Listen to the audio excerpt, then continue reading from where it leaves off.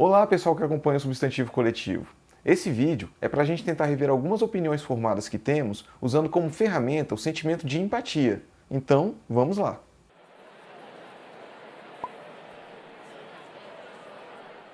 Uma definição bem conhecida de empatia é a ação de se colocar no lugar de outra pessoa, buscando agir ou pensar da forma como ela pensaria ou agiria nas mesmas circunstâncias.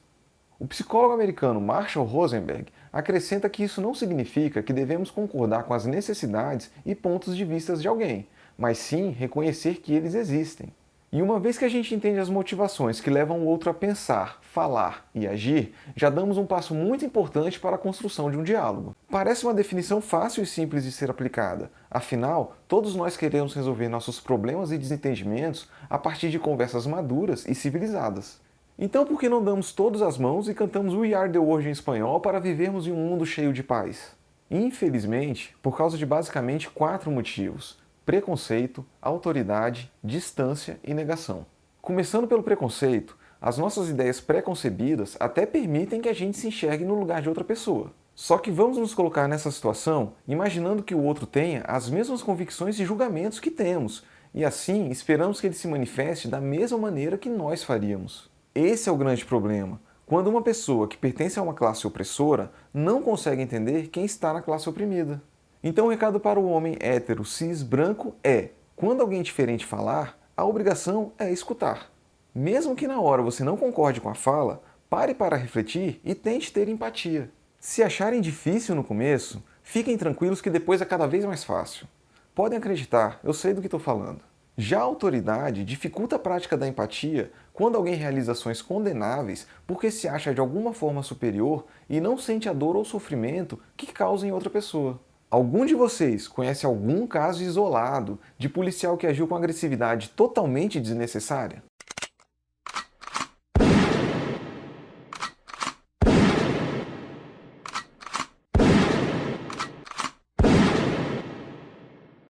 Pois é.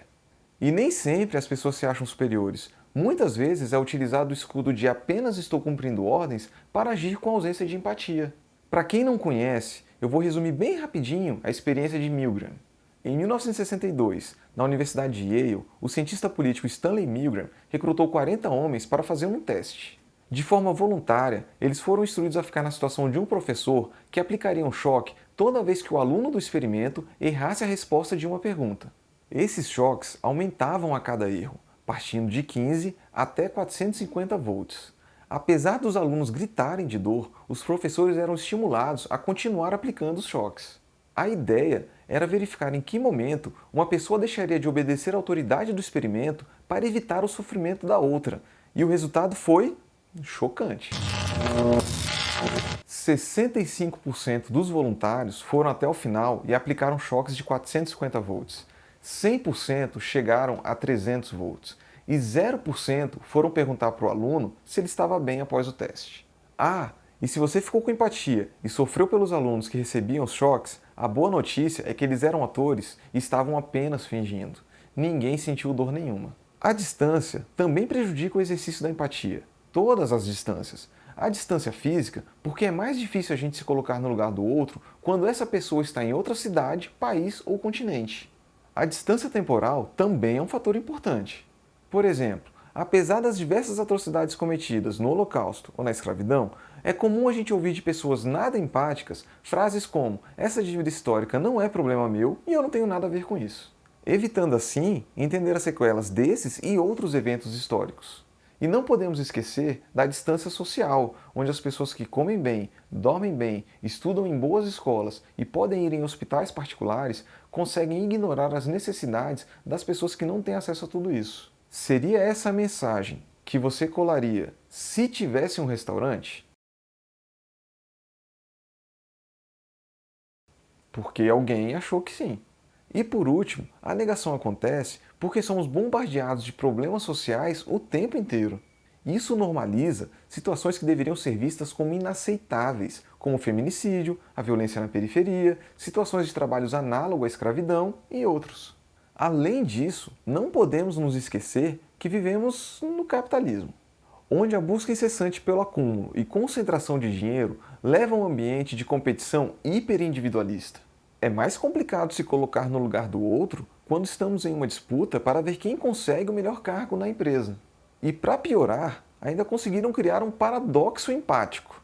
Existem diversos sites de coaches ensinando como ser mais empático no trabalho, para você ser visto como um funcionário melhor e ser promovido ao invés do seu colega. Sabemos que não é de uma hora para outra, mas acreditamos na superação desse modelo de sociedade.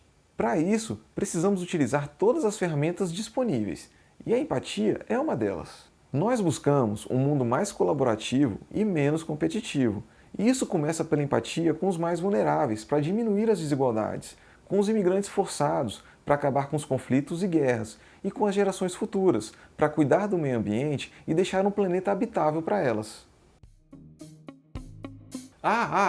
Tudo tem limite também. Estou falando de ter empatia para dialogar com pessoas normais. Neofascistas, neonazistas, ANCAPs, pode deixar para lá.